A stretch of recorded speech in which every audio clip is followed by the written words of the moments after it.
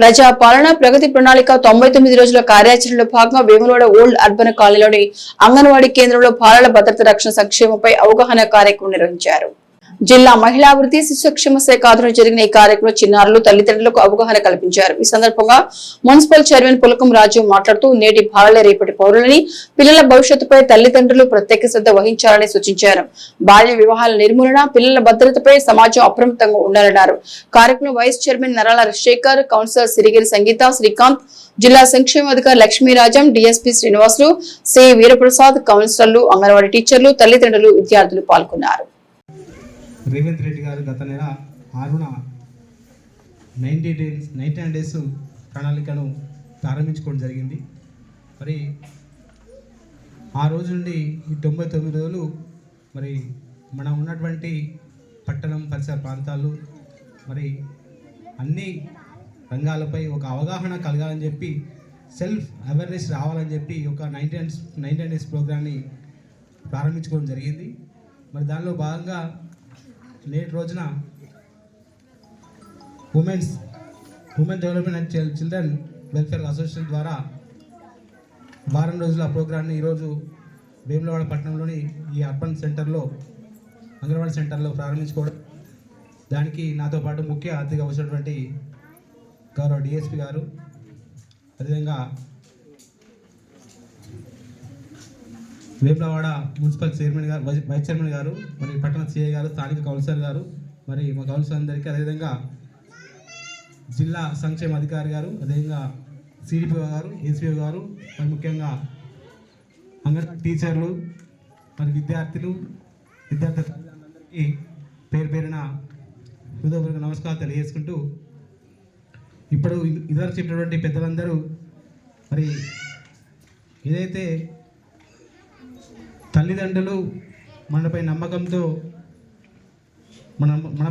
ఉంచి మన పిల్లలను అంగన్వాడీ సెంటర్లతో పాటు స్కూళ్ళకు పంపడం, మరి తల్లి తర్వాత మరో తల్లి అని భావించి అంగన్వాడీ టీచర్లు కానీ ఆయాలు కానీ భావించి వారి పిల్లలను పంపించడం, మరి ఇంత గొప్ప సేవా కార్యక్రమంలో మీకు అవకాశం రావడం చాలా సంతోషకరం, ఆనందకరం. మరి ఈ తరుణంలో పిల్లలను మీరు రేపటి రోజులకు భావితరాలకు ఏర్పడే విధంగా మీరు తయారు చేయడం, మరి అందులో భాగంగానే ఈనాటి రోజుల్లో పిల్లలు చాలామంది స్కూల్లో ఉన్నప్పుడు ఉపాధ్యాయులు చెప్పిన పాఠాలు వినుకుంటూ శ్రద్ధగా వింటున్నారు, కానీ ఇంటికి వెళ్ళిన తర్వాత మరి తల్లిదండ్రులు మరి ఇవాళ రోజున చెప్పిన స్కూల్లో ఏం ప్రోగ్రెస్ ఇచ్చిర్రు, మరి ఏం చేయాలని శ్రద్ధ పెట్టి మరి వాళ్ళకి చెప్పినట్టయితే ఆ రోజు హోంవర్క్ మరి కంప్లీట్ జరిగింది. కానీ మనం ఏం చేస్తున్నామంటే 7 తర్వాత మనకు అత్యంత ఇంపార్టెంట్ 7 నుంచి 9 గంటల వరకు ఇంపార్టెంట్ సీరియల్స్ వస్తాయి. ఆ సీరియల్స్ మనం చూస్తుంటే పిల్లలేమో మన సెల్ ఫోన్స్ వస్తుంటారు.